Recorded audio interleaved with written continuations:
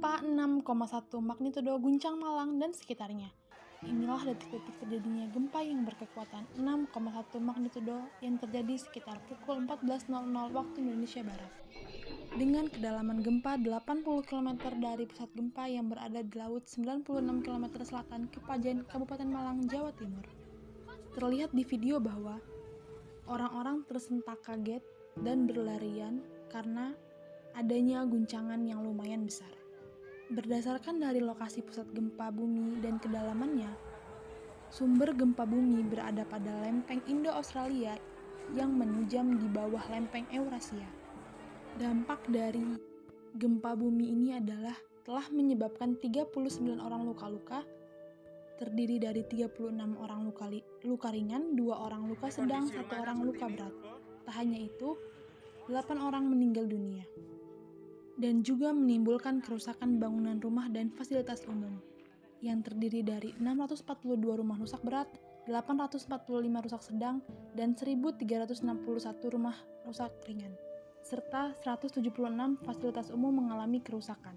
Nah, dari video tersebut, kita sebagai manusia harus mensiasati bencana alam gempa bumi tersebut, yaitu dengan cara manajemen bencana gempa bumi.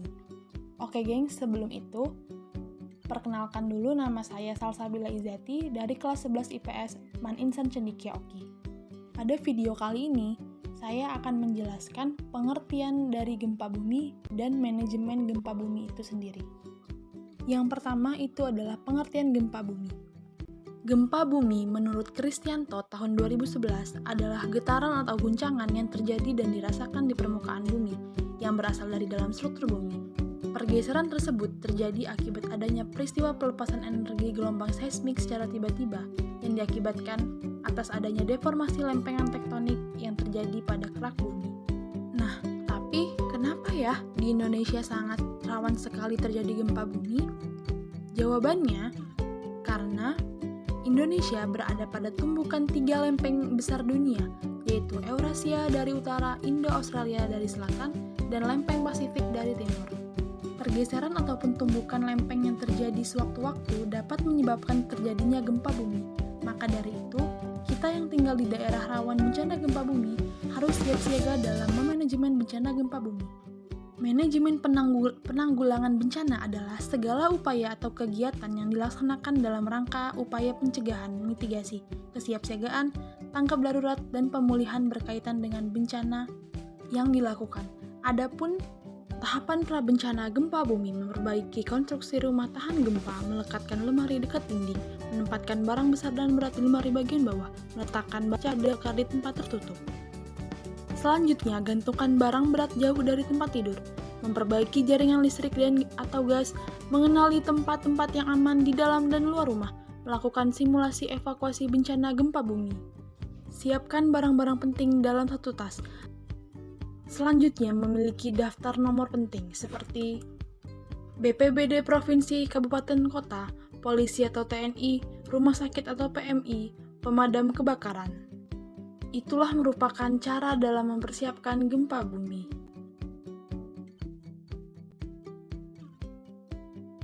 Tahapan saat terjadi gempa bumi, yang pertama itu adalah tenang, jangan panik.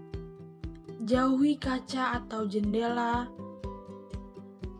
tetap di dalam dan keluar jika sudah aman. Matikan 3 benda tersebut, yaitu gas, listrik, dan air. Selalu memakai alas kaki, jangan menggunakan lift, dan jika terjebak, tutup mulut dan munculkan suara dari benda sekitar, sehingga tim SAR dapat mencari posisi Anda. Jauhi gedung, pohon, papan reklame, dan lampu jalan. Tetap tinggal dalam kendaraan, hindari berhenti di bawah bangunan. Di bawah meja. Dan ingat, tetap tenang dan jangan panik.